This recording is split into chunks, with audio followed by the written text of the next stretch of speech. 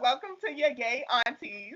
I am Money, the auntie in training. Oh, Auntie in training. And I am Nikita, reporting for duty in my lesbian pandemic uniform, which consists of a t-shirt, basketball shorts, normally a backwards baseball cap, and some shades, but I'm inside, so those last two accoutrements wouldn't make sense. Okay. And this is a Queer Walk, the podcast takeover of your Gay Aunties. Yay! Okay, so we're here with Hanifa and Red. Red and Hanifa, y'all want to introduce Hey. Hi, we're here. So y'all take it over. So we have a tag name, right? Mm-hmm. Okay, so I am Hanifa Walida, also known as your gay auntie, and also known as that rich nigga nutcracker. Oh my God! I'm a rich nigga nutcracker. A lot of these black rich niggas, I'm kind of getting tired of y'all. All right, I either saying foolishness or y'all trying to start a revolution that ain't going to serve nobody but yourself. All right. Anyway, Are my edges still here? Because Went right in. wow, Okay. wow, rich nigga nut. Yes. y'all feel me? I don't need to say much on that. Can we call this episode Rich Nigga Nutcracker? That's exactly what's happening. Should I introduce myself after that?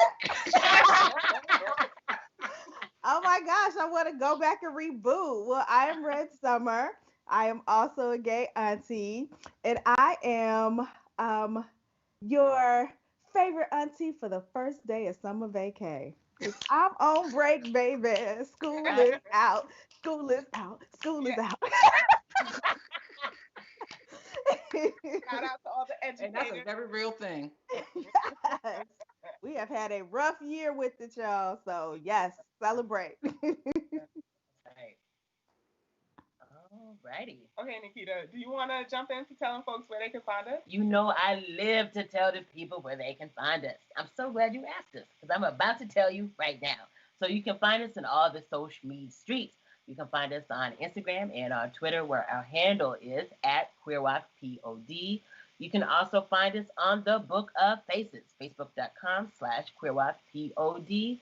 And you can find us where this whole shebang began, which is queerwalk.com. That is on Tumblr. You know, we know that there's no porn on there anymore, but we're there. It's So still that's fun. all that matters. And so, And where can they listen? I didn't think you would ever ask. So you can listen to us on Pocket Cast, Castbox, Stitcher, and on SoundCloud. Yes. So, aunties, where can we find y'all in these social media streets? Well, on social media, you can find us on Instagram and IG at your gay aunties. Also, we are here on live, right, on YouTube at your gay aunties. And if you just want to reach out, maybe you want to get personal and just send us a little something, we are also your gay aunties at Gmail. Hit us in the inbox. Dive right in that DM. Yes. And today we're here with you guys because we're doing this whole thing with both of our podcasts called Lights On, because we are trying to keep the lights on for your favorite independent queer podcast. So, Nikita and Money, they were on our show last week. Now we're on their show, or they're taking over our show, and it's just their show, and we're just, speaking from the closet, yelling from the closet. We really tied up, y'all. Anyway, but we came together because when you do that, you can better help yourself and everyone when you do that. So if you want to support your gay aunties and Queer Walk Pod, you can do so. You can support two podcasts with just one donation, and just go over to patreon.com/your gay aunties. And there's a tier there called Lights On. Or if you want to give individually, you can do so. We'll talk about that later on in the podcast. But Lights On, that's why we're all together here. Yes. Yeah. And similarly, on our end, if you donate via Cash App at $Queer Walk Pod, POD, we are splitting it between our podcasts so that we can keep independent and keep the lights on.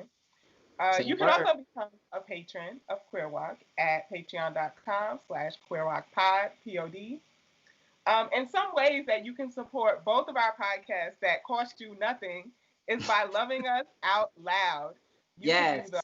art, you can rate us, you can repost us, you can retweet about us, you can request a topic or like write us a letter at Gmail, queerwalkpod at gmail.com, your gay aunties at gmail.com. You can use our hashtags, hashtag your gay aunties, hashtag queerwalk. Or hashtag QueerWalkPod, because we know Pod. some of y'all use Yeah. that. Yes. Say word. All right. Okay.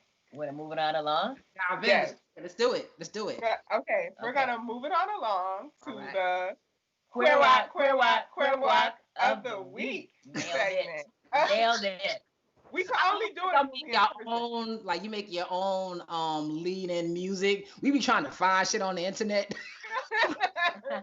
We got all this talent right here. You know, we used to do that, but what is it, Warner, whatever? They be snatching people's stuff down because of copyright. So Exactly. Well, y'all You gotta know. help us write a song for Auntie's Gems, because right now we're using Ludacris. So we know that. yeah. I'll put my thinking cap on. Fellow Okay. Okay. All right, Money. So, You want me to take it away? yes, so who's the Queer Walk of the Week this week? Okay. Wait. Before you say who the Queer Walk of the Week is, Okay. what is that segment? What is it? What's it about? Why do we do it? Oh, thank you. That's a good reminder. So, for those of y'all who might be new to Queer Walk of the Week is the segment where we highlight and feature just some queer woman of color or person of color who is fucking it up, who is doing something amazing, who we think is a baddie that you should know about. Hanifa and Red have actually been Queer Walks of the Week That's before. right. Yes. Much deserved. Much deserved. Yeah, so that's just the segment where we give roses to Queer Walk and Queer Pac that we love. Yes. All right. So, without further ado, take it away. Okay, so y'all know I've been in my black roller skater bag. You have. And I'm Broke still it down there. last week. Yes. So on the last episode of Queer Walk and Your Gay Aunties, I gave like a little radical rundown of black skaters. And today I wanted to highlight somebody who's doing black skater liberation work right now. And that is artist, roller skater, and image activist Courtney Shove, lovingly known as Shove, or just by her handle, Fat Girl Has Moxie. Yes. So I'm like, whew, let me calm down, because I have the biggest crush on I was Shove. about to say, but, she's a baddie. oh She's my a baddie. gosh. So Shove is known for her like skater fashion, skating around Long Beach looking all fine. But she also got into skating like through escaping like this really like not healthy abusive relationship, and joined a roller derby team and learned how to skate and got out of that relationship. Wow. So yeah, Amazing. Yeah. right? Going right out of that Yeah. shit. That's right. These boots are made for rolling. Fuck out of here. She don't even know that song, but let's keep going. I know that part. So currently, she is one of the most well-known roller skaters on social media. She has over 34,000 followers on Instagram. Her social media is popping. She's created like a community built around Black, fat, queer inclusion in skate world. Mhm. Yes. Beautiful. Yes. So she's a member of the Moxie skate team. And for folks who don't know, Moxie is one of the largest like skate companies in the world. Like they're skates, but also they have like skate camps, they sponsor skaters, and she's one of them, which you can support her by using her code SHOVE when you're shopping all things Moxie. Oh, sweet. Yeah, and I don't know if this is like actual and factual, but from what I've seen, she's like the only black queer plus size skater that I've seen with the Moxie skate team tag. So Oh, wow. you can also support her because, like I said, she's an artist. You can also support her by shopping her Etsy store. She designs just like images with black, fat, queer skaters. And the stickers are so cute. I know my laptop is covered in stickers. They're super affordable. So support, a black queer woman. And so if all of that didn't qualify her for Queer Walk of the Week, she's also incredibly vocal about anti-blackness and fat phobia in skate communities. Yeah, and she created both an online and an IRL community for diverse skaters. And I mean, we do this work, the four of us, and so I really love when I see other people doing it in other Yeah. venues. So she's been roller skating since this iteration of the revolution kicked off. She's been roller skating at BLM rallies, like in her skates, Wow. holding Love it. holding signs with Breonna Taylor's name on it.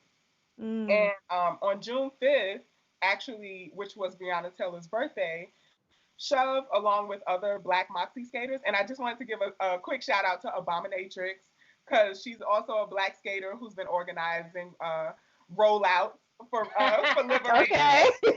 BLM rollout. So so Shove, along with other like Black or POC skaters, organized a Rise and Skate event for Breonna Taylor's birthday That is amazing. in Long Beach, and hundreds of skaters showed up. And there were so many skaters that they ended up spelling out BLM really huge with their skates. Dope. That is nice. And they made like a in memorial to Brianna specifically and sang happy birthday to her. And so I wanted to shout out for doing that roller skating liberation work. That Yes. And for uplifting Breonna Taylor always. Yeah, So. absolutely. So let me ask a question. So as far as my, or at least my engagement with just like Black roller skaters, I've never been a part of a crew, nothing like that, but I would go all the time. Well, I'm not a person of size, but I've never peeped any kind of overt, like someone being, or even like, I felt like it was a place where you could just do your thing. So I'm just curious about this kind of fat phobia that's going on in roller skating. Is that within the Black community? So like I said, I'm new to the roller skating community, but from what I see, no, it's not Black folks, right? I didn't think so. It's manufacturers who don't make protective gear in sizes that vary. Yeah. So like fat folks, and not even fat folks. It's just if you're a little thick, you can't find knee pads that fit around the knees. Yeah, this is I just love Shove because she has this huge following, but I was like looking for knee pads and I couldn't find any to fit.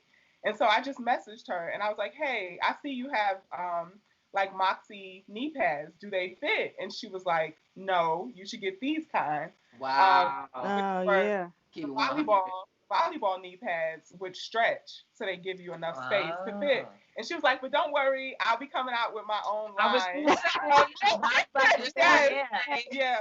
So as soon as she comes out with her line of knee pads and fat friendly skatewear, I'll definitely be wearing everything Shove. So I don't even have skates, and I'm just probably gonna buy something just to buy it. But these are the things that you don't think about. I mean, I've had girlfriends who were women of size who never really learned how to ride a bike because at first there's all the fat shaming, whatever, but it's the lack of inclusion and just a simple outdoor activity, especially at childhood, how that can affect your adulthood. And so you don't, if you're not someone of size, you don't think about shit. Knee pads, you don't think about that. Right. Yeah. And even like the skaters you see, I think that's why I put that she's an image activist, because like visibility does matter and stuff like that. Like I said, she's the only like fat Black Moxie skater I've seen. And it just makes you feel like you can do it when you see somebody who has like a body type that's similar to yours doing things. Yeah, and I'll put a link in the description to this episode. She actually did an interview with Voyage LA, and and she was just like, people get so confused by me because I'm doing all of this cardio every day, and I'm a fat person. Yeah. We need to get back to the Heavy D videos, like the time with dances. Now you're talking about my era, right? Yeah, exactly. And I say that it wasn't fat phobia back in the days, but I never associated, or I never not associated like dancing and skating and boom, boom, boom, boom. Right. Fat folks can't do that. Right. You know what I'm saying? I was like, cause them gonna move. Yeah. And you saw it on video. Yeah.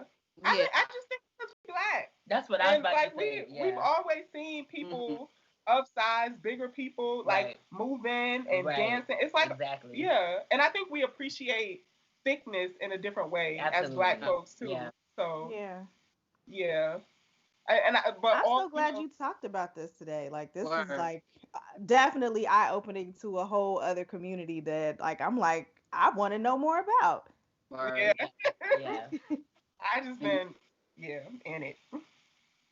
A couple of my sorority sisters are really really big skaters, and so they do the lines of girls and Oh skating yeah, and the doing the train. oh, tricks and all Yeah, of that, and Yeah. so I've been like paying more attention to it because of them, but yeah. like really seeing how it is community across the country, hearing the history about it. I know I watched a documentary about black skaters before, Oh and yeah, just like United really States.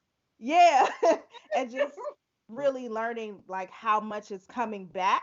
Like Yes, even Yeah. seeing them was like, oh, like it was a throwback. I just thought it was like just happening in little pockets. But right. it's good to see that this movement is picking up and is taking off and that it's connected to the larger movements in ways. It's getting people moving. Like, we've been in the house for months, right? Exactly. And so that's Exactly. definitely a thing that you can do to just like get out the house while you're social distancing, like really Yeah. get your body moving and get back active again. Like I'm loving it. Yeah. I love it because it's so freeing. Like I'm a new skater. I haven't even been skating for like A month. a month. Yeah, I've Hmm. never skated before in my life, but it just feels so much like freedom, like black joy. Just Yeah. exactly. when the breeze hits you and you on them skates, you just like free. Hmm. And I would want to promote getting the old school skates with the four wheels that are kind of like parallel to each other. Like one Yeah. of the reasons actually, not that I stopped skating, but it kind of traumatized me is when rollerblades first came out. I got some rollerblades and I thought I was going straight, but it was a slight decline. And Okay, and I going didn't really know bad. how to stop, And Hmm. I said, oh, there go a van about 10 feet away. Oh I'm no. gauging, I'm going slow. I can stop myself. Mm-mm. Mm. But the velocity is real. Physics is real. So if I ever get to really get into skating again, to hell with a rollerblade. Let's go old school. There's something about those four wheels or two wheels that are parallel to each other. It's like, yes, yes, Have yes. Have you all seen Betty? Oh, she's been watching it. I haven't watched it yet. That's why I love you, Red. I've been trying to get this one. I'm gonna have to watch it now. It's Okay. so good. I really enjoy it. So It's good. Okay. definitely about queer people in New York, Yeah. queer girls skateboarding, Yeah. and so it's about Wait, this on Netflix or something? What's this? I never heard of it. What's this? On HBO. yeah, I think it's on HBO. Damn. But yeah, they're creating this community of girl skateboarders. So it's Oh, really cute. It's so All cute. right. I'm gonna have to watch it now. okay. I definitely got to watch it. I definitely got to watch it. Yeah, Yeah. yeah, yeah, yeah. Because that's speaking to another time. Yes. Oh, and Honey Bear. Oh, honey bear. I love her. She's so Love the awkward and character. cute. Like, I guess yeah. I'll get to meet Honey Bear when I watch. Yeah. I told you a month ago to watch Betty, so there's no Whatever. excuse. Okay. All right, so we want to move it on Move it. along Yeah. to community contributors. Yeah. I didn't vote for that. I think that's an awful intro. I don't participate. I need to work on that. You know what? We got these two incredible aunties who are both talented. Yeah, because this little 1940s jingle is a mess. Oh, oh, oh. Honey, I'm we about saw to you on say, the right, Cypher. right. We seen you. Oh, you did?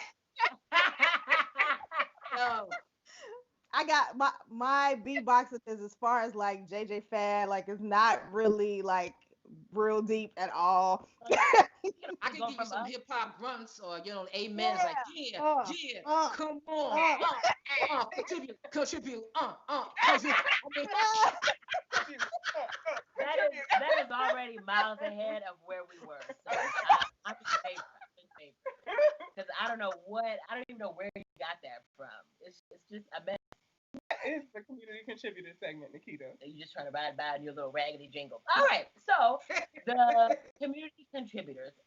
segment. We always say that Money and I are the hosts, but we would not be able to do this without, you all, the community, the listeners. So this is where we get to highlight you, and we get to share, whatever you all are chatting about, talking about, and we get to amplify and uplift those who are donating and keeping the mic and the lights on.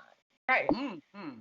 So Hanifa and Red, y'all want to start out shouting out? Yeah, sure. We have a couple of more contributors to Lights On. Hey. Shout out to Sammy. All right, Sammy or Sami. I hope I'm laying. We always give options for the creative Exactly, pronunciation. because we It don't might be Tammy or Tamai. Tanya or Tonya. Because we don't like our names mispronounced, so we try our best. We give options because we want to hear, everybody wants to hear their name, not like, jacked up. Like, I ain't gonna call you Sammy. Right. I know it's either Sammy or Sami or Sami. Anyway, thank you, Sami, and thank you, Kenneth. And Kenneth contributed twice. Oh yeah. Okay.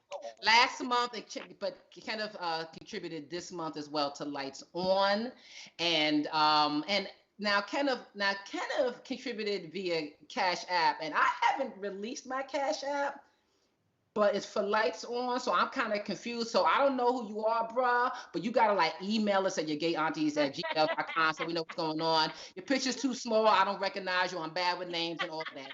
So I want to know because you are being consistent in the way that we appreciate. And we thank you for that. And if anyone else out there wants to support Lights On, which supports Queer Woc Pod and your gay aunties throughout the month of June, you can give that one-time donation. Hey, like, baby, I can't do Patreon on the monthly, but I can give you, hit a brick off, as we used to say. Okay.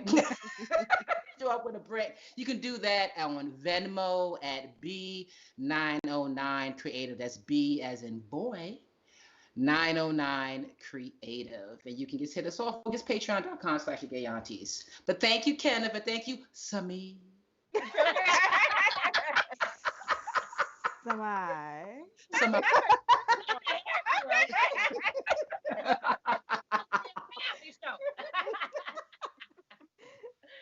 All right. Money? You want to shout it out? I just did Queer Rock of the Week. Oh, okay. Good. So, thank you so much to Hannah, Toby, Bravo and Fran. Our siblings. Thank y'all. That was so sweet. Candace with a K. Tanya, and I don't know if this is Linnea? Or Linnea? Maybe.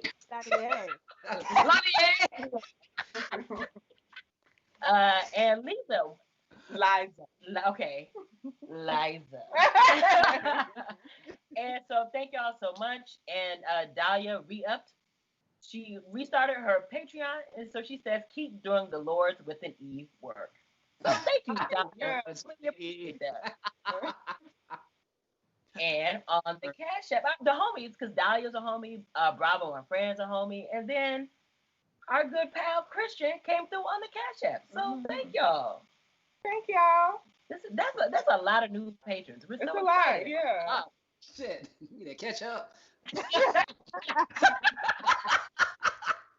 No, we family for Pride Month, so you contribute to one, you contribute to all. That's Lights right. on. Yes. Wonderful. All right. So do we want to do our Borders Are Fake shout out? Sure. And so the Borders Are Fake shout outs. This is where we go to SoundCloud and we like to, everybody's used to like New York City, Philadelphia, Chicago, the big cities, but we love when we see these smaller cities that we've never heard of, in our top cities. So this is where we shout y'all out.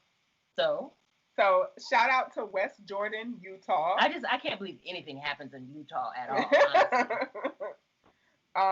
Rohnert Park, California. Yep. New Paltz, New York. I've been to New Paltz. Upstate. Yep. So Upstate. these are places that a lot of your listeners are from. Like they want you to shout. Wow, say word. Keep it going. Lambertville. It don't sound like nothing New good Jersey. is happening. Lambertville, New Jersey. Yeah. Oh, they put a ville on the end of it. That's that's how you know it's more dangerous. Bill is the signifier. Yeah, exactly. We sophisticated. I just had to Google it. I Googled it earlier. Then one of the suggestions on Google is like, what to do this weekend in Lambertville. I'm like, I don't think I need to know. I don't think I need to know.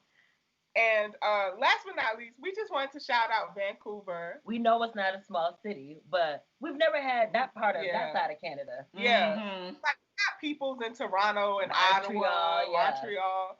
But Vancouver. So y'all were in the top cities. So yeah. So hey Vancouver, how you doing? I'm actually gonna be. I was you moving out that way. Yeah. Yeah. So. I feel like we're getting more of these West Coast cities. That you were moving to Tacoma. I think it was before that. I think it was like what they say about the West Coast, and then it was the Tacoma move. Oh yeah, because we were kind of ragging on the West Coast. Well, we can't help it that y'all are on the third-rate coast. That's not our fault. Yeah. Okay, I can jump in on this because I agree. Yeah. Though I've had great times and I've lived in Northern California, you know, but I also ran from it. And I'm just saying. And then, California, I mean, not just California, but the West Coast is also, Oregon and Portland and Washington. Or the on. And some of them are right on, but yeah, it's California is like it's caught between having all of the lushness of nature and different ecosystems. Like just geographically is gorgeous. You have the ocean. You have just beautiful, beautiful. But there aren't too many of us there. I mean, the whole West Coast. We ain't just talking about LA and Oakland. You know what I'm saying? And that's the only thing that's always like, and because, and it's, even as, yes, I want to see myself, but also I want my culture. I want enough of us to be there to influence the culture to the extent where I want to, it changes the overall vibe. Yeah. You know what I mean? Not like trying to find my vibe, like it influences the vibe in general. And so California's always been a little with me because I felt like something was always off that I just couldn't fuck with. Like I couldn't be my true nigga self. You know what I'm saying? It's some, 100. I think that's what it is. That is the best. I feel like we've struggled to articulate it, and I think you just nailed it. You just nailed it. That's what it is. I couldn't be my true nigga self. Yeah, I don't want to be nowhere I can't be my true nigga self. Yeah. Are we really being our true nigga selves in Syracuse? I think so. Oh, yeah. I think upstate gives us enough space. Exactly. To do it. Because when you live in a place like Syracuse, because I lived in a place like West Massachusetts for a minute, and there was times all 5 of us black folks had to find somewhere exclusive and literally to scream, a place to scream. That's when all the Ferguson shit was happening and all that. So and we felt like we couldn't, like we tried to meet up at a restaurant. The white folks were getting nervous around us because we talking loud about shit. We're not getting mad. We just release it a little bit. Yeah. But they can't tell the difference. So that's what happens when you're not of the majority in a kind of way. You know what I mean? Yeah. Jelly bean. Yeah. I think the 7 of us in Syracuse are still trying to find that space. Yeah. Yeah. Well, even though we have just ripped and slandered the West Coast, we appreciate the fact that we love y'all. Listen, well, I will add that I love the Bay. The Bay has always loved Red Summer. Such nice people. My wife hates it when I say it. That's why I definitely have to say it. Oh, Red Summer is so loved in the Bay. And I know she's watching.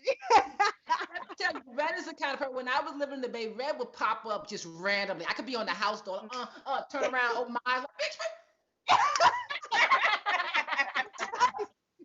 She don't want now. She just vibe on the dance floor. Where the hell you come from?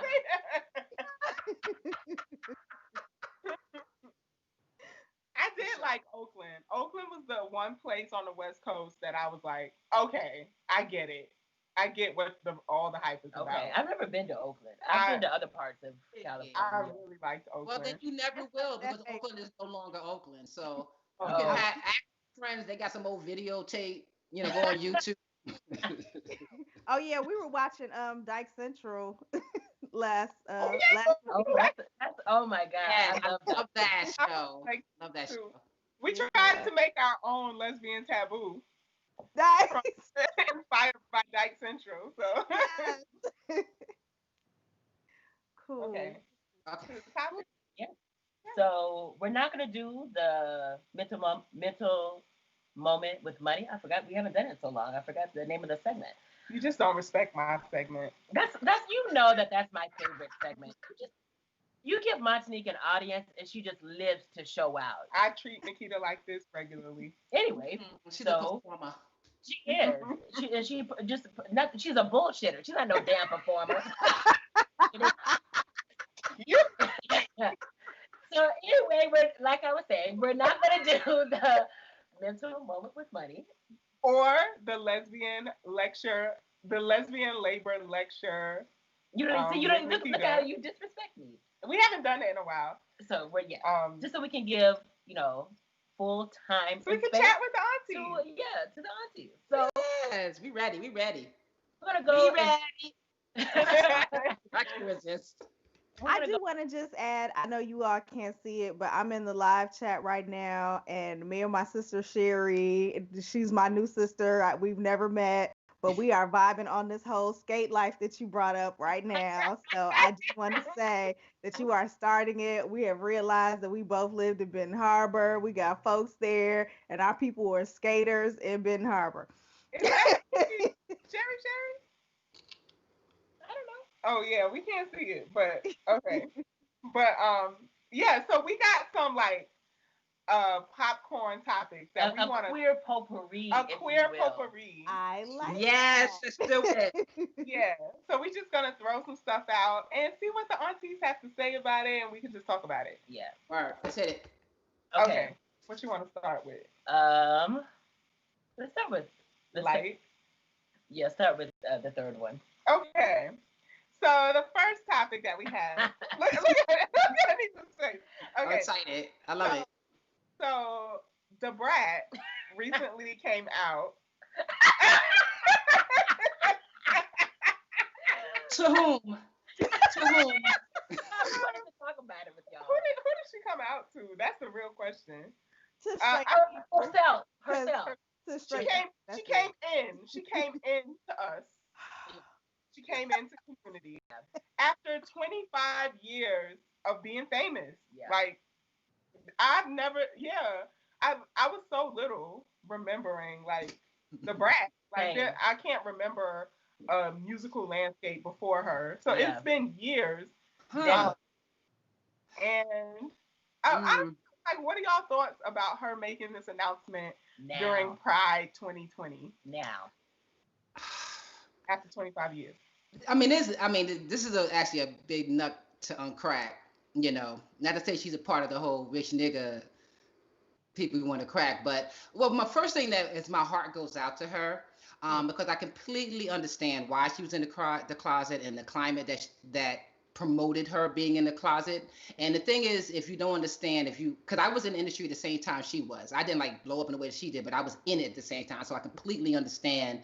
And I was able to get out before it got me, because once you're in the industry and you set a tone, it's really hard to shift from that tone, especially if the industry is homophobic to the degree that it was in the 90s, or hip hop in particular, in the 90s. So once you go in saying I'm this, then all your opportunities is attached to those expectations. Your money is attached to those expectations. Your way of life is attached to those expectations.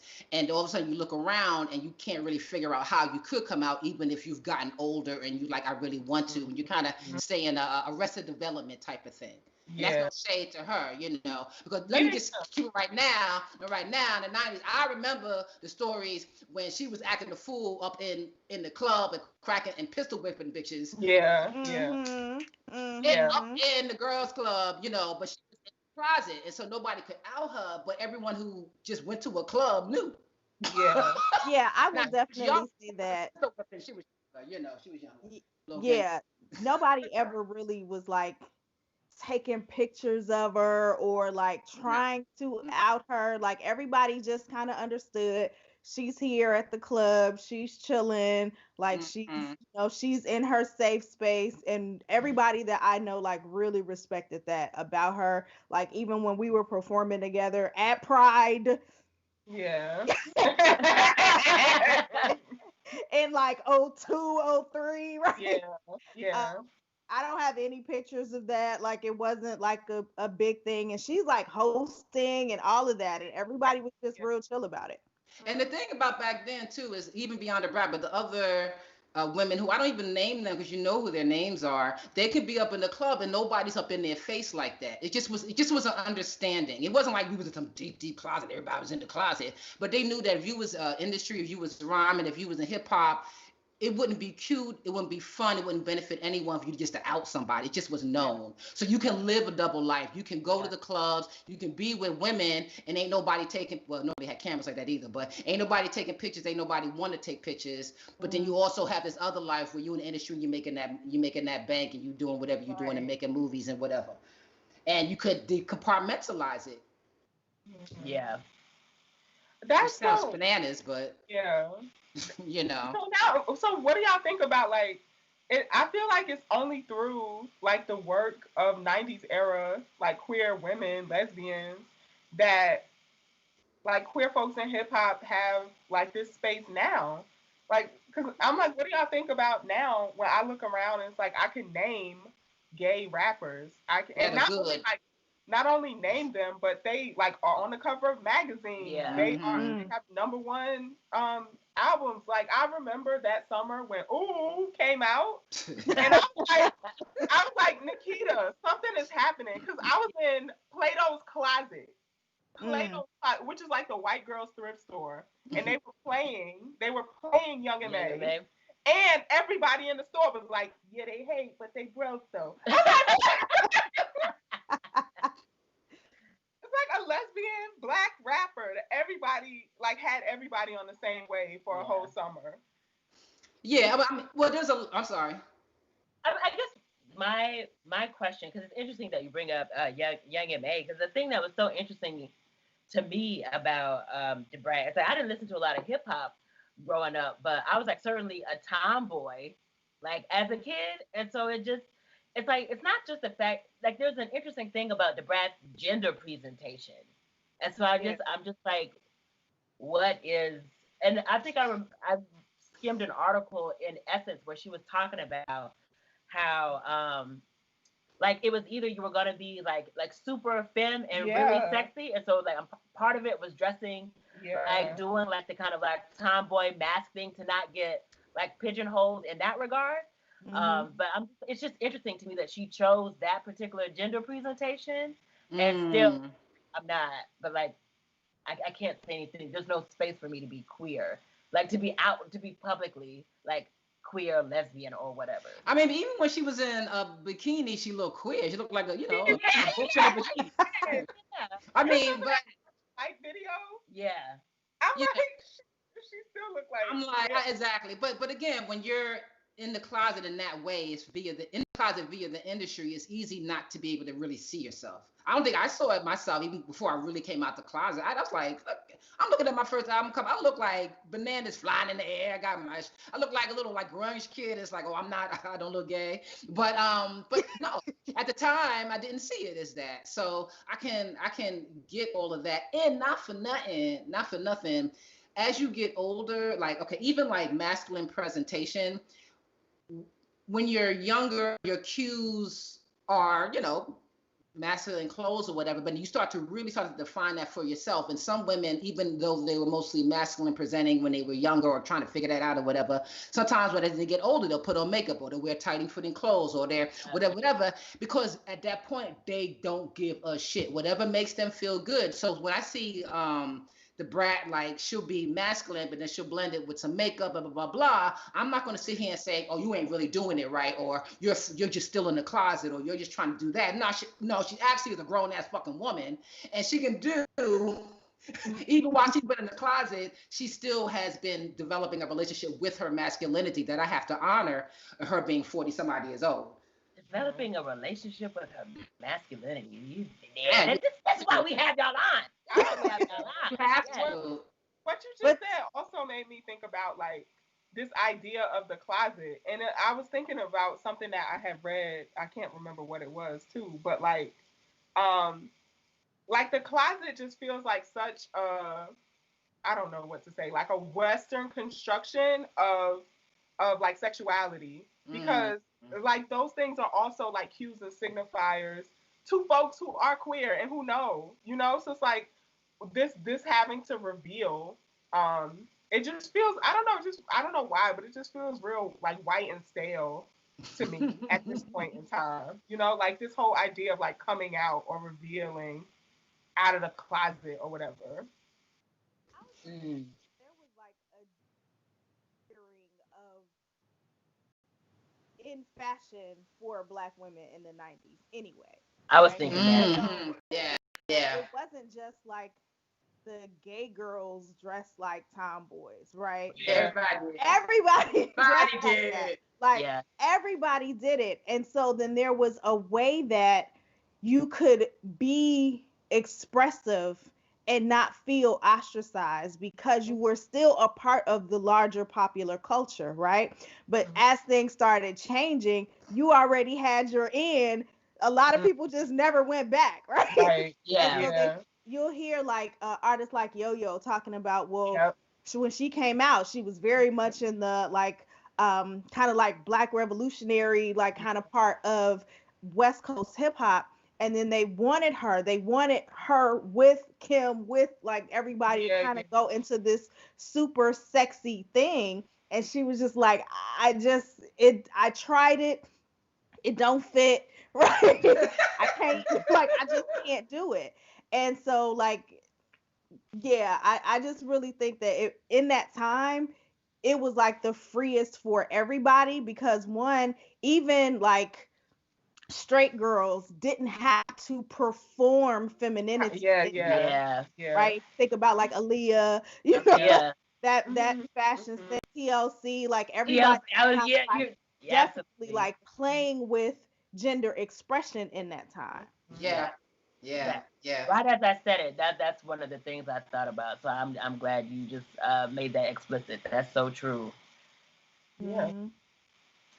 We'll go Yeah, to the so it's next all one. about what the time can support and what it doesn't support, and then it is what it, Yeah. you know what I mean? And that's why, you can even look at just the fashion with like this is ebb and flow of skinny to big fashion, skinny to big, like skinny Yeah. jeans. I'm saying Yeah. this shit ain't new. If you look at any men's fashion in the 70s, ain't Seven. no, that shit was tight. I don't know how their bones could breathe. Yeah.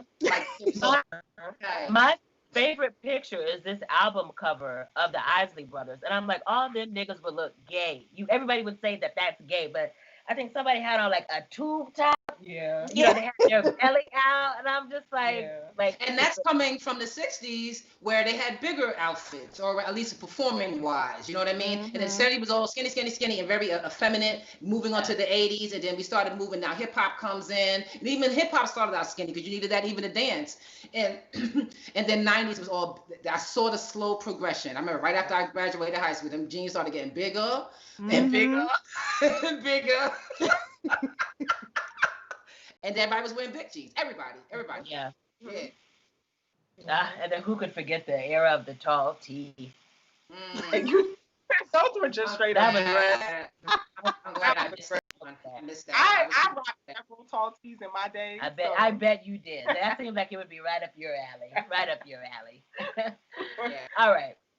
Want to go on to the next topic? Yeah. So I like now, this. so with we're gonna talk a little bit about the, not necessarily the Supreme Court ruling in and of itself, but we just got that victory around.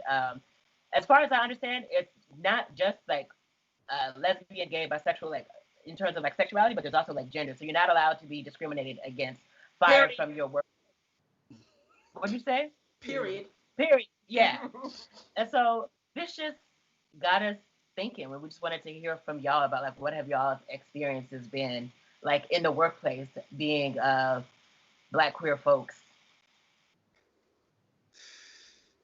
Well, I would say that this is just another time that I have to give shouts out to Dr. Jackie Anderson in Illinois, who made sure that by the time I showed up in the workplace, that not only I was teaching at the city colleges, not only were protections already in place, but if I wanted to, I could put my partner on my insurance, like, and even though we were not, like, couldn't be legally married in the state at the time, that she made sure that the city colleges honored domestic partnerships or whatever kinds of setups that you happen to have at the time, however your family looks, and that there were so many people in different states who were making sure that protections like that were happening in the ways that they could, even though they were not like federally backed at that time. So plenty places could offer those protections for their employees. Some just chose not to. Right. And so making sure that I started working at for the city colleges in 2000. Okay. And so this was years before any kind of any of that protection. Absolutely. And so they have been working on those types of things since the 80s. Geez. Yeah. I mean, as an artist, I really have avoided the workforce for a majority of my life. But when I was in the workforce, it was as like a temp. So I'm talking like young 20s. And I always felt going in, and mind you, in the young 20s, I'm still figuring myself out too. I definitely am far from understanding my full-blown masculine expression or just whatever. So it was easy for me to figure out how to get into a suit, dress suit, or whatever the fuck was then at that point. Because I knew I couldn't go in as myself. I was playing a role. I was playing a character from 9 to 5 to pay that rent. You know what I mean? But I think when I reflect on just being young and having to put on these outfits that I didn't particularly feel comfortable in, but I couldn't really articulate, articulate to myself to the point where I say, fuck that, I ain't gonna wear this, let me find a pantsuit somewhere. It's still at the bottom line, I knew that I couldn't fully be myself in the workplace. But with this, I mean, I'm glad this is, because more, I felt like this should have happened before the marriage, but that's just my thing, because I think people's employment, people's ability to take care of themselves as grown-ass adults affects more people do the walk down the aisle, marriage. Right. That should be a perk, a benefit of just having basic right. So I'm, that on your workplace.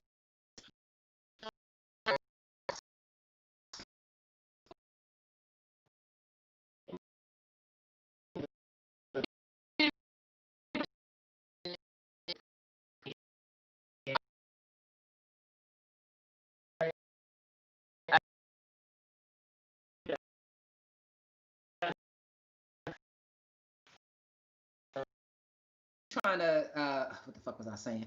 So me trying to be myself at work at a young age was always something to navigate, and I always felt icky about it. But in general, looking at this whole thing that passed in 2020, that I felt is something that was kind of the horse or the cart before the horse, like the whole marriage got okayed before this, and this is such a basic right that everyone should have. You should be able to pursue. Like, how can you begin to pursue the happiness of a mate or a longtime partner if you can't pursue the basic happiness of paying your fucking rent? Yeah, exactly. And so I think that's something that, but again, we all know that the whole marriage bill was more of an affluent push.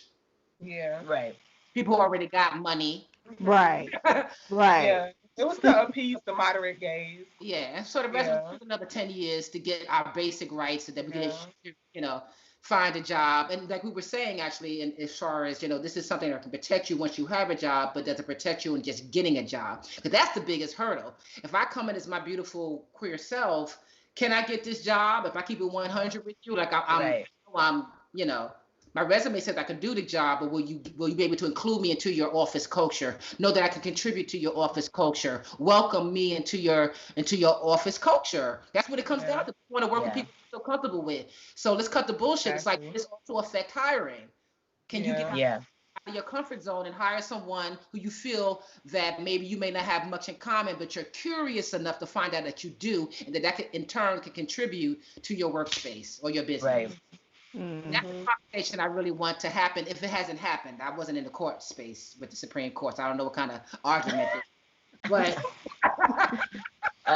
we're actually we're going to be interviewing somebody to talk about all this, so we'll be sure to bring one of these. That's a really key question, so we'll be sure to ask that guest. It just made me think.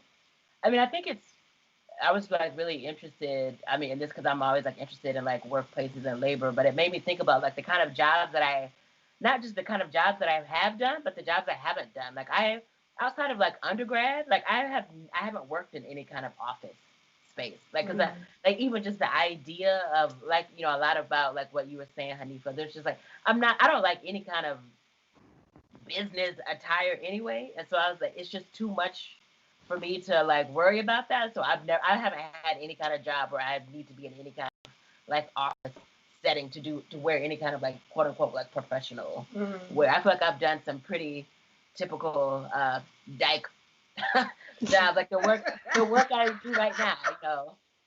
I was like, I have to wear work boots and jeans and like a t-shirt. And she doesn't have to wear camo, but she does. No, I don't purchase camo. They just if they're gonna give away a free hat that happens to be camo, who am I to take down a free hat? Yeah. Just, if I win a hat for a health and safety meeting, I'm going to wear it. Yeah. And if it's camo, that's just a bonus. Exactly. And it's different on me. I don't look like a Trump supporter. People are like, who's that cute queer dyke in that adorable camo hat? It's different when I wear exactly it. What they say. Verbatim. Do not verbatim. term, verbatim. That's what they say. I feel like I haven't in my tenure of the 9-to-5ers. I feel like I haven't contributed to this effort to support people hiring queer people. Because I would come in 100 that first week. I'd be dressing how you want me to dress, and slowly but surely, I start changing my socks. I forget to take off my sneakers and change into some dress shoes.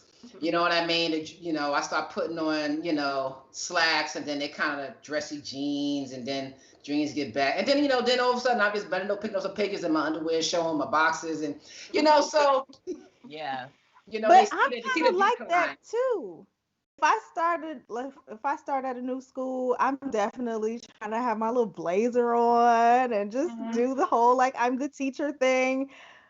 By midterms, I'm definitely rocking a BLM t-shirt, like rocking Pumas, like you gonna get this black girl magic, like, and these booty jeans. I don't know, it's just gonna be what it's gonna be. Me too. It's like I start at a new practice. I'm wearing my like more formal stuff.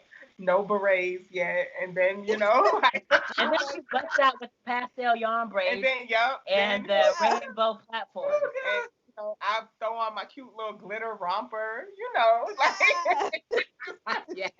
But shouldn't that be with the workplace? I mean, I can understand some workplaces, they're conservative by nature, you know what I mean? And whatever, they have the right to have a dress code, but most workplaces, people should be allowed to dress whatever makes them feel productive. And I think for me, what makes me feel productive is that I'm coming to you as myself. Right. You know what I mean? Yeah, my butt, my at home scratching my ass self. Like I got some decorum about myself, right, but my butt, you know what I mean? That's for home. But when I'm at work, I should be able to like, how do I present myself in the best way? And in general, American work culture doesn't really promote that. I mean, maybe the whole .com thing, and but those fucking nerdy white boys and Indian boys, that creating these kind of false worlds. Like, yeah, be yourself, dude. Like, yeah, but y'all ain't nobody. But y'all got no.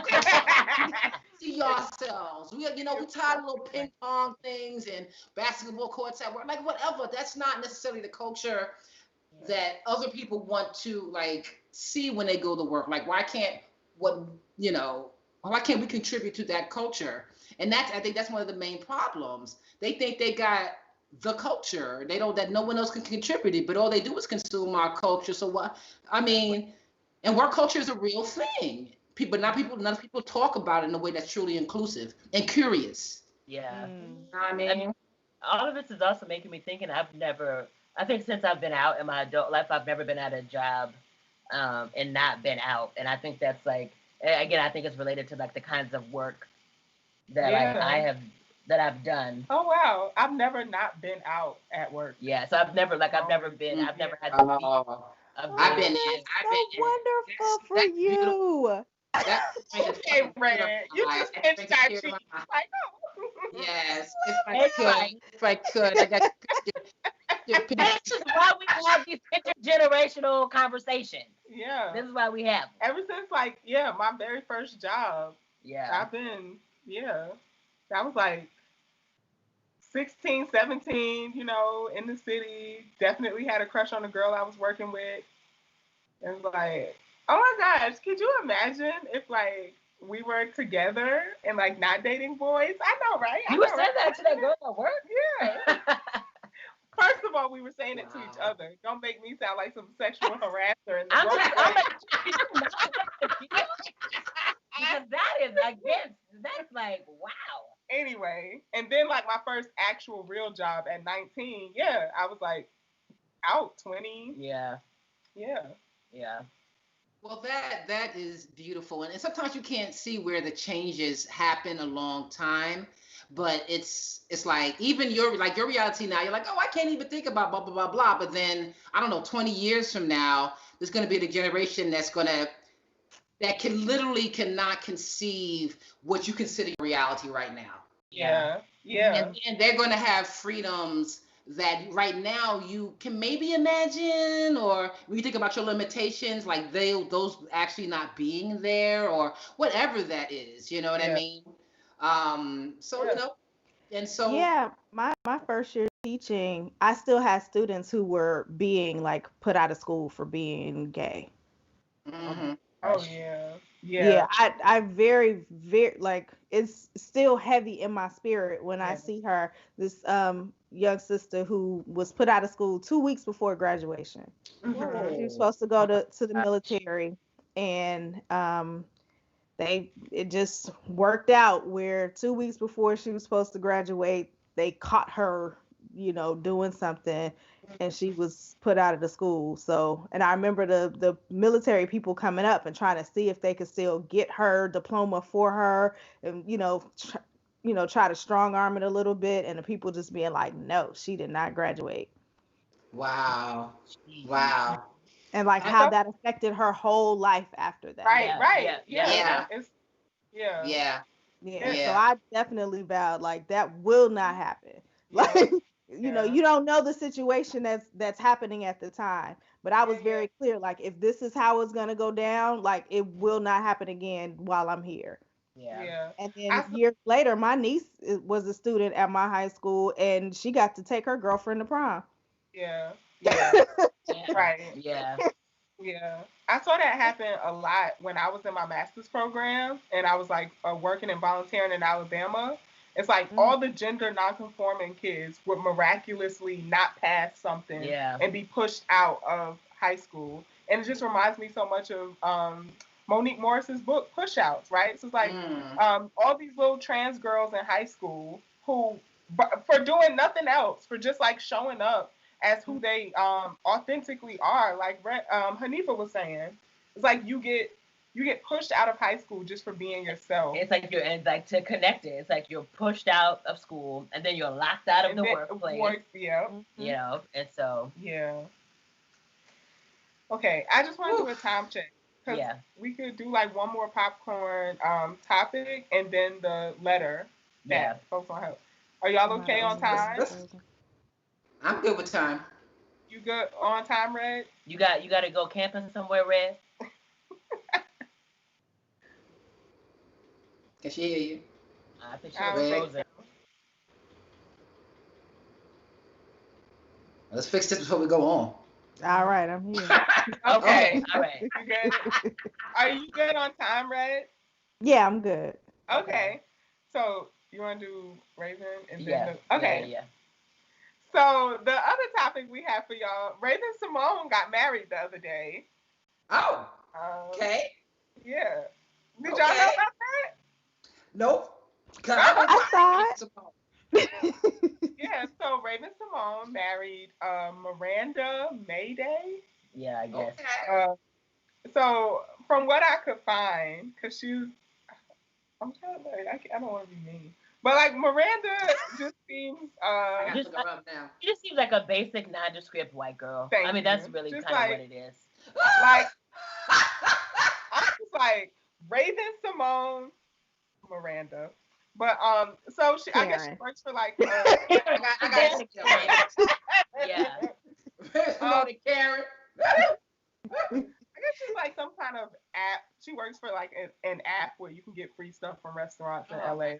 That's how like saying I work for an app or I work for a tech company is like saying I sell insurance for white people in the 2020s. Yeah. You know what I mean? Like it's such as like whatever. Mm-hmm. I'm trying to find her wife's picture. I put a hold on, let me look. I don't think that they really showed her. Okay. face. It's on her Instagram, on Raven's Instagram. Okay. Is it her name? Yeah, I think her Instagram is Raven Simone. Okay. I don't follow her. I mean, I stopped at the Cosby Show, honey. I didn't go with her after That was like. probably the best, actually. Raven only went downhill from there. Just saying all kinds of. But did she have that show on Disney or something that was a big hit with a certain generation? I didn't watch that. That wasn't my cup of tea. I was deep into Frasier by then. I was very into that So Raven. I loved it. And I think it was a cultural moment, you know. And she has a show now. I think it's like Raven's Home or something where Right, she's yeah. a mom, and she has like teenage children or something, or like preteen children. Yeah. That's Yeah. how I think that. What channel does that come on? Disney. I think it's still a Disney show. No. Yeah. There's a lot of Raven Simone. Which one is her? Cause I know this chick ain't no Raven Simone. I don't know. Somebody tag me in it, or yeah. Just send it to. I'm gonna send it to y'all's Instagram. I think when I think about Raven being on a whole nother level though, it's because she's just like so present in like Black American culture. Like she's just been a part of like such huge like cultural things. And yeah, she say wild stuff, but I don't think that like takes away from how iconic her career has been from like a child actor. She just said too much reckless stuff for me to be concerned with her. What did she say? What did she say? When did she say that stuff? Like, what time period was that? I can't Something remember. about she's just an American. She's not she's like I've never been to African. The typical mixed shit. Yeah, I'm not Black. I'm OJ. Like yeah. It was just a weird time when I was just like. She said similar things around being gay. She's like, you know, I'm just a human who loves humans. Yeah. I don't want to be labeled. That was her coming out process. Yeah. Unfortunately, it was in public. I was about to say, unfortunately, it was public. Yeah. I don't know. Her wife, I mean, you know, if they're happy, that's great. But she just looks like any white girl walking down the street. So I'm just. Yeah, average Sarah Jessica Parker. That is exactly what she looks like. Yeah. You know, damn right she looked just like Sarah Jessica Parker. So accurate.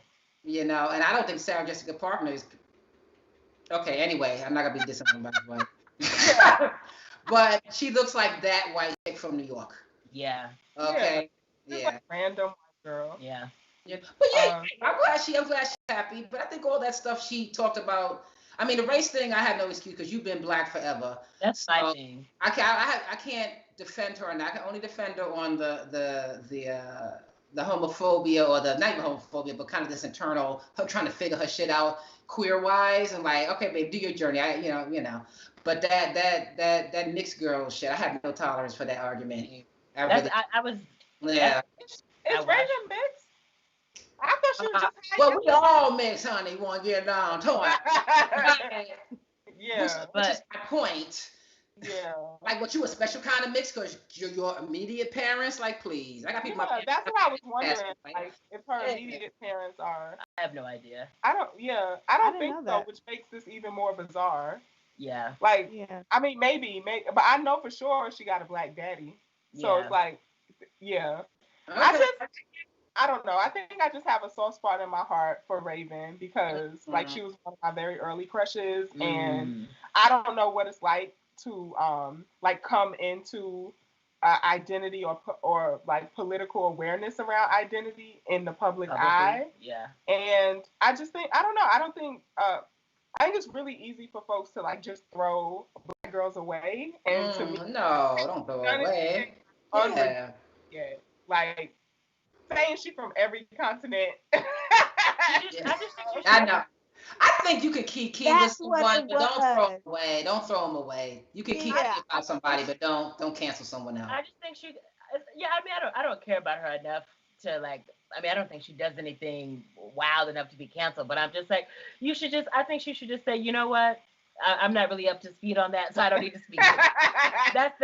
I think more of us should do that. Honestly, just but be I quiet. think her in particular should have been like, you know, this is outside of my wheelhouse. Yes, I only have bullet points. I I really can't argue this, you know.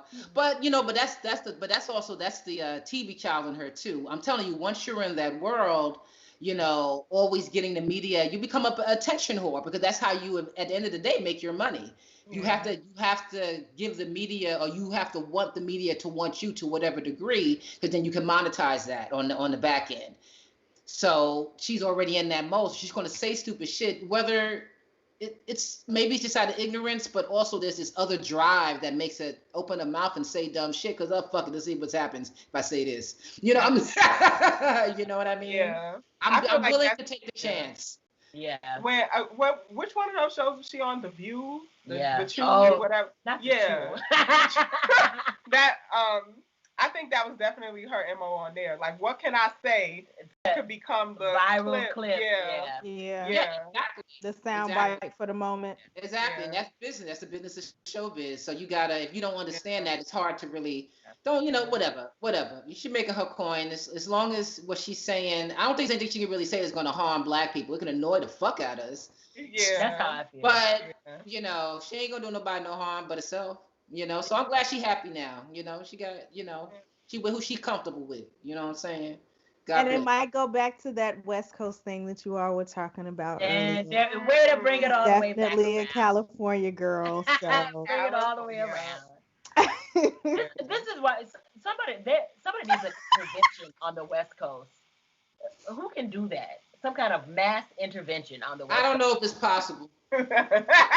I remember when I lived in Oakland, the thing that used to drive me crazy, and I was that New York Negro that would come. It's like, I am creating black content and black experience for black people, and I would do things. Or even some other people would try and do things, but it would take maybe a 1 week, 2, maybe a month. Or your party was every month. It's like the white folks would sniff it out, and the way. And white folks in the Bay Area, exactly. We all supposed to be peace. Party should be for everyone, so they feel the entitlement. They don't understand. Maybe sometimes we just want to party with ourselves.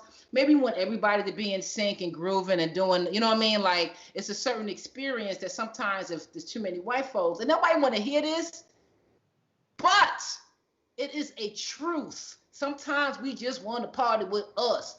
And I found that California, that was really hard to fucking do. Not for long. I've never seen it in my life.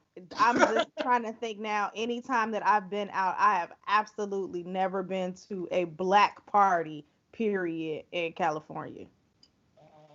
Wow. Well, listeners, chime in. Have you ever been to an all-black party in California? I stopped going to California a couple of years ago, so... Let me know if something's changed. I mean, I'm just friends, but I ain't just going there like I want to have a good. I mean, I don't know. I was over it. I was over it after I did Oakland. I loved Oakland, but once I broke out, I think I'm good on Cali. I'm good on Cali. Other than the people that I know, I'm good on the land, on the whatever. Did we? What happened? I love the people. What happened in California, Red? Because I love them. I love. Yeah. But those people know too. Especially What's up? being in from the Midwest and out east, like you get accustomed to a certain like bravado and stuff like when you're out and you're interacting with people, and when you're in California everybody's like, hey, you want some weed? Like it's just real super chill, and I was I like, think I don't Red, even smoke but I I love it think here. Red had her own special Yeah. experience out in the West Coast because you were speaking of it and just the terms are just too glowing if you ask I me. really turned it up because I think, Red, I think you hit something. I think when you're coming from the east to the west, or even the south to an extent, but that there is this vibrato, there's this kind of forwardness that you then learn to somewhat curtail. Because then you hear, wow, that's quite a hostile reaction. I'm like, what? You talking about, motherfucker? Okay, all right. Oh, the word motherfucker? Okay, that's just euphemism. So whatever. This is a great land with all different kinds of people, and Oh, and, okay. and their climate, all coasts dictates. matter. I get it. I get it. If I didn't have many seasons either, it was always one hot season or just oh, vegetation and nature, I would be kind of pace too. and I met Hanifa in California. Oh, Did you remember that? Yeah. Oh, in In Malibu, Malibu, yes. at a women's retreat. Yes. Exactly. We climbed a mountain together. wow.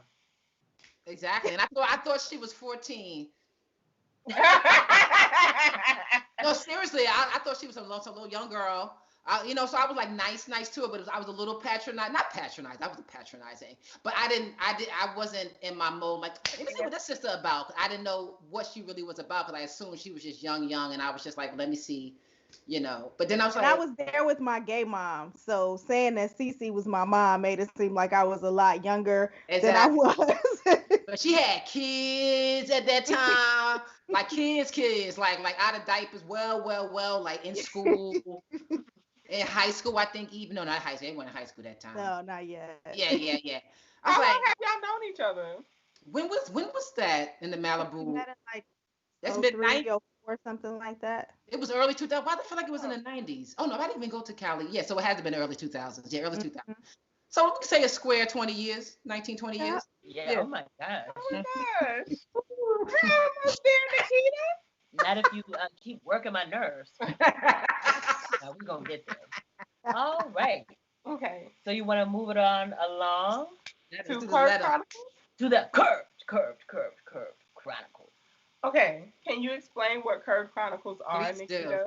Yeah. So the curved chronicle is just where we share, or a listener shares a dating woe or win. So whether you've been curved or whether you've curved someone else, this is your time to share it with us. Or just like a dating story Yeah, or some yeah. dating thing that you would like our insight on. Yeah. It doesn't necessarily have to be a curve because this sounds like so this letter from Judy today sounds more like a pothole than a Oh, curve. nice. Okay. Well, let's get into Okay. it. Take it away. You want me to read it? Yeah. Okay. So today's letter comes from Judy, and Judy writes, a few weeks ago, I matched with someone on a dating app. We will call them Joe. And it took us a while to strike a conversation. Joe ended up messaging me first, but their responses were hours apart and they eventually stopped responding. Mhm. Later in the week, I met a new person on the app and we have developed a great friendship, though I'm honestly hoping it becomes something more. Mhm. A month passed, and my loneliness caused me to create a new profile on the same app as before to potentially meet new locals. Within hours, I see that I got a like from Joe again. I figured they recognized me and maybe they wanted to try having an actual conversation and not being rude. So I swiped right. I was disappointed but not surprised that they actually didn't say anything. This doesn't even feel like a curve, it feels like a detour with potholes. And to top it off, I matched with a beautiful woman, but when I went to message her, it accidentally sent one of those default templates on the app. Oh no. And all of them are corny things that I would never say. So my first message to her unintentionally was howdy doody. Why would that even be a preset? Why is that a preset? Oh my God. So then I sent a double text and I'm like, oh my gosh, I didn't mean to press that. It was an automated text from the app. And I proceed to initiate conversation by asking her what are some things that excite her or what her peace lately. I got no response at all. I have deleted the app once. Story of my life. Oh. So, do y'all have any thoughts, gems, or wisdom using dating apps or with people the apps? Especially in the social distant time. Just like, what are y'all thinking about Judy's circumstances? And help, please. I know, right? You want to go? Well, I completely missed the apps. So I've never had a chance to do that thing and know what it's like. But I did meet my wife on the book. Oh, Wow. Did. And just to let you know, she'll tell you too if you talk to her. She did low key stalk me for about a year. Playing the And we long were in a game. similar group, yeah. And so she would post something, or she would see that I liked something on my page, and then she would post something similar about it in the group and try to, bait me to come and talk about it in the group. And yeah, so my advice, I guess, what worked for her is, just take a minute, right? I know, like with the apps, the whole thing is about an instant connection, but sometimes you might want to like just lean back and check the person out to see what they're into if you have some commonalities. Well, that's the thing with these ads, motherfuckers don't talk. They say, hey, yeah. crickets, Wanna hook crickets, up? crickets. So they say, hey, you come back like, hey, my name is so and so. I'm coming. Where you coming from? But you just a little, like, maybe two other sentences, and then you get, or it's like, like the thing with, well, to answer your question, I think fuck all these apps. I think the apps are bullshit unless you want to just hook up with someone and have that clear intention. But like now, it's this whole, you either in the faction of the hookup thing doesn't even really, it's not even really there anymore. It's more of, I mean, it is, but is like, do you interest me? Like, how can you serve me? You got to interest me in the first few minutes, or I have nothing to say. I don't know how to make a conversation, even via text, even though it's my preferred means of communication, me being an entire generation that don't know how to go on a fucking date, right? So since texting is your preferred means of communication, how are you not texting when someone swipes right or pings you? Yeah. So I'm a little confused as a person of my age who has been on some of these apps, which I am no longer, because I'm tired. It's like, what are we doing here? What are we doing here? I would rather, here's a suggestion, instead of just complaining about it, here's a suggestion. I would rather start joining groups or Facebook groups. Like, for real, there are so many fucking Facebook groups out there.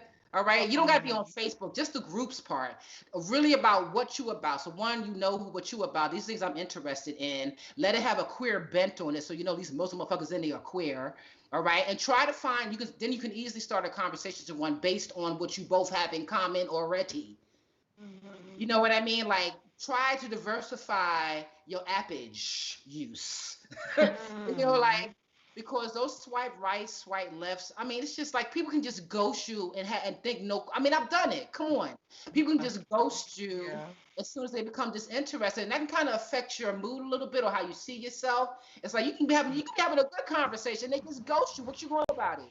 Nothing. Yeah. But like, damn, she just wasted my time. So I really think low of the apps, and I think I've been on every, unless more have come out in the past few months. I have been on every lesbian or queer-ish app, and they're all the same thing, maybe some differences here and there, but at the end of the day, there's nothing really there from jump that can make me connect with someone other than me being physically attracted to them and hoping they have some sense of a personality. That we grab them so we can have actual conversation and then move to the phone or move to meeting somewhere. I mean, in the age of COVID, now you gotta get on the phone or you gotta get on Zoom. Because you can't text forever. You can't. Yeah. I'm sorry. I'm sorry. There is the next level is let's Zoom, honey. That's the next level. That sounds kind of fun. So maybe you can maybe start, weaning a generation off of the how do I connect with someone? It's not about texting, like, because you really can't. You don't know what someone's saying when you. I don't give a fuck how good a texter you are. You don't know what you feel someone on a text. It's all la la land. You can't feel someone. What is the most you're going to tell you? But now this, I think, between COVID and the suckiness of apps, that people are going to find new ways to truly engage to actually mean something. I don't know, child. I'm just glad I wasn't dating when fucking motherfuckers couldn't talk on the phone, or like I just we talk about this not all the time, but at times we have these conversations on our show. Like it really is beyond us, the text generation. Like it's like, look, we text like everyone else. I mean, we text. Ain't like we don't know how to text. I text more than not, but I have no qualms about getting on the phone. And the problems that my generation have with these apps is that we want to get to the phone as soon as possible. Because this bullshit right here, this is dating? Nah, son. Nah, son. Nah, son. It's like, I want to hear your voice. I want to hear if you got a fucking personality. You can hold up a fucking conversation. See if we got anything in common, and that can happen a lot quicker on the goddamn phone. And if you can't do that, too young for me, or we just were raised culturally different. Yeah. I mean, I feel like I have this weird experience where I do connect with people, and we'll have hour-long conversations on the phone, like 3 hours, 5 hours, but then it's like you have the connection is there. And then I don't know why, but it just like drops, like it'll be completely platonic, or no, I want to be friends, and I'm like, well, I'm not talking, not regularly. I mean, barring COVID, but it's like I'm not talking till 2-3 in the morning on the phone with somebody I want to be friends with. Yeah. And so that's what happens for me. Like the apps are a wash. I don't get much off of there, but like I think because I'm really good at holding a conversation. Like I could get the back and forth going, but it's like platonic. And I'm like, why are you on an app messaging me, a dating app messaging me, and like, oh my gosh, I just want to be your friend. I'm like, I have friends. Right. I have great friends. Yeah. I don't get that whole thing of people trying to find friends on a dating app. I guess I mean, I understand they tie the dick pics or just people who don't know how to initiate a date, but and they have like Bumble has a whole mode. You can change your Bumble to friend mode, and you can meet friends. So I'm like, why are you on the dating side of this app messaging people about friendship? As somebody who's new to the apps, I feel like it takes me a while to respond to people because I'm trying to like meaningfully respond to what it is that they're saying. So I'm not just doing the cool, word.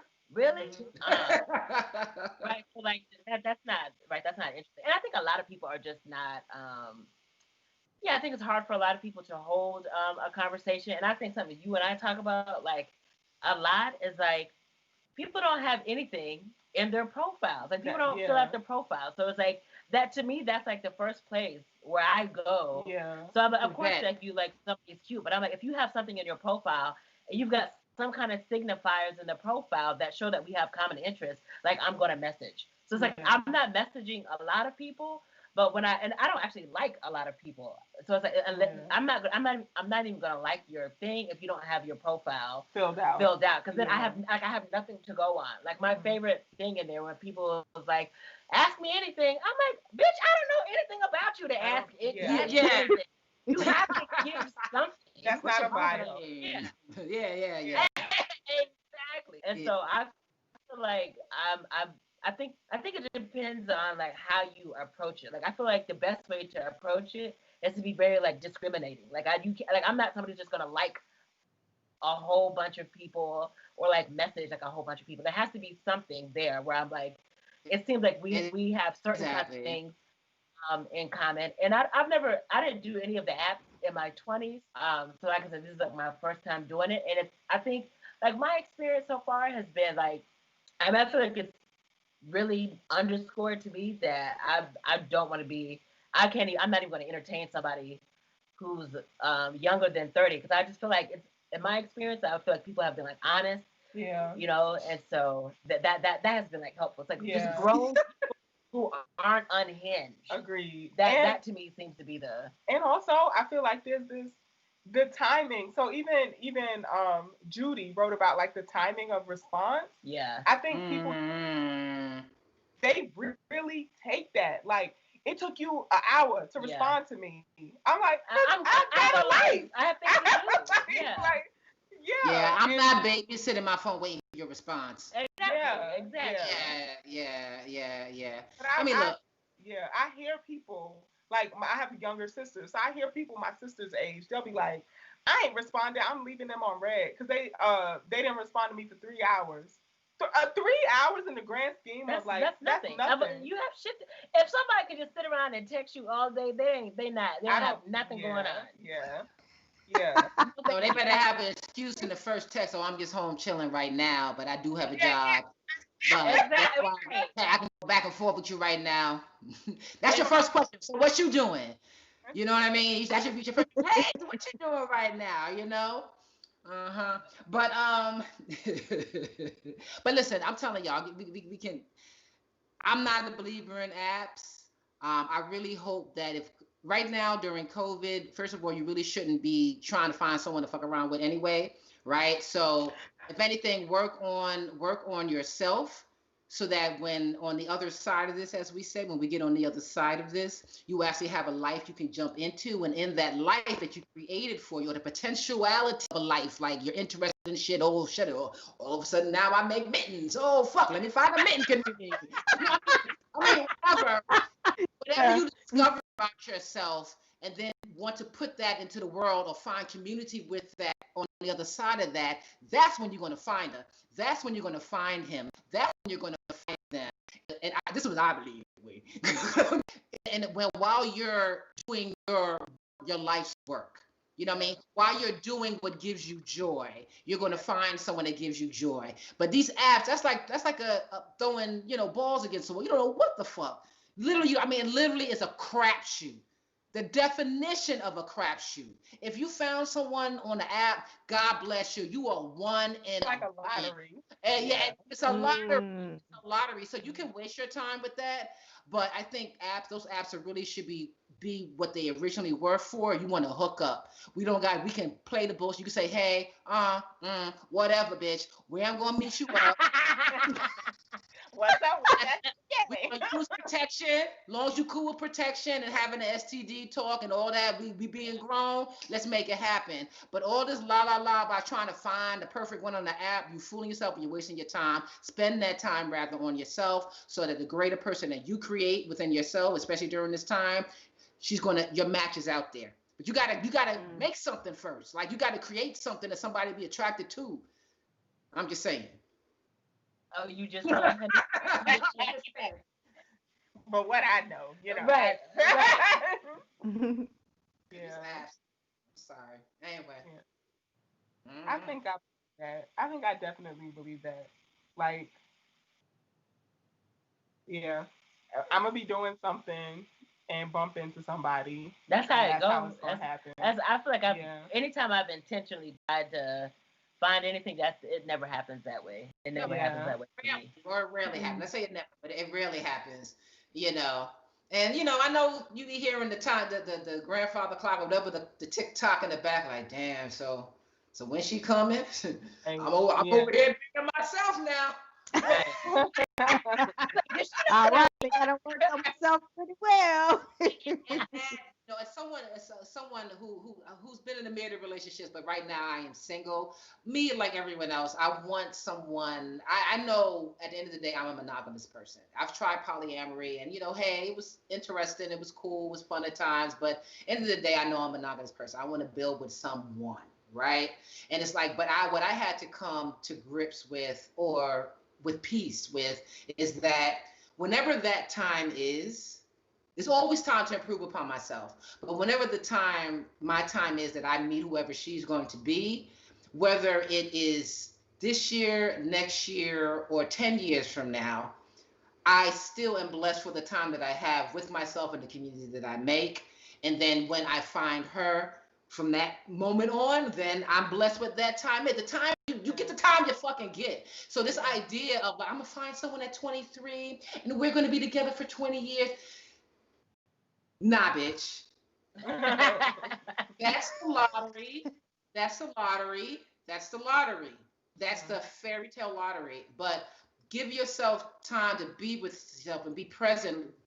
Practice being present with people. So when them come in your life, then you have these skill sets.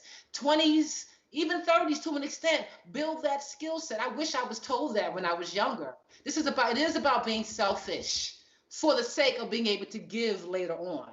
But you got to fill your own cup up, and y'all trying to have somebody else fill your own cup up on these fucking apps or whatever else, and I don't know what to tell you. Nah. I'm talking to my auntie right now. Because I too am a monogamous person. Yeah. I even think like that's a little bit harder on the apps. Yeah. I think a lot of people are like open, poly, non-monogamous, ethically non-monogamous. You know, there's a lot of couples on the apps looking for a third.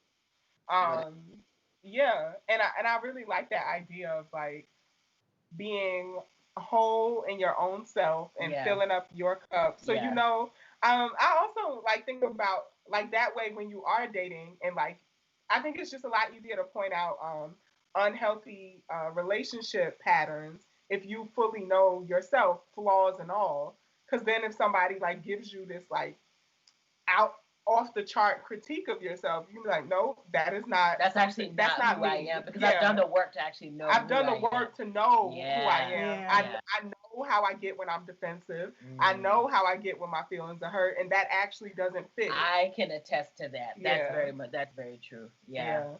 That's the work. You know how auntie. I'm just saying we need to make some honorary auntie badges, because that's and I think and it rings true. We say that in different kinds of ways, but it still is the same lesson. In regards to, you know, dating or marrying or just creating family, it's like it always starts with you. It's like people can write us letters about what this person did and that person did, but it always comes back to you. What you gonna do though? Yeah. What did you do though? I do have a comment in the live.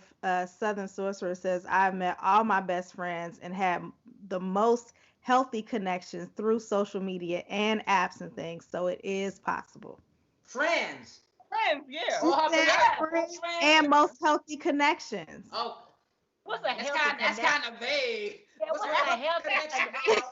What's a healthy connection? She's a sorcerer though, so it's that it's that magic connection to be defined.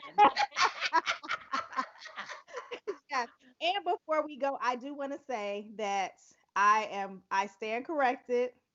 After Seraphim in LA, we went to the Catch, which was a black girl party in LA. Yeah. After Seraphim, you remember? I've only been to one Seraphim. Yeah. And I'll leave it right there. You couldn't go back. No. But Seraphim was cool. Great. Right. Oh my gosh, this was so fun. This was so much fun. Yeah. I really enjoyed it. Totally.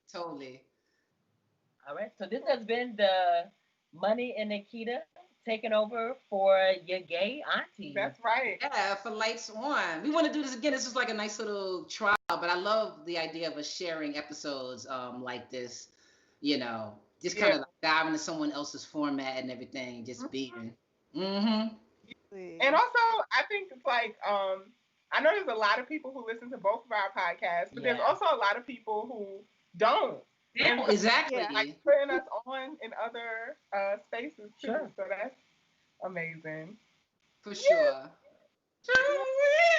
Well, I'm so excited that we had an opportunity to do this. I just adore you both, and I'm just honored that we got to partner with you all this month.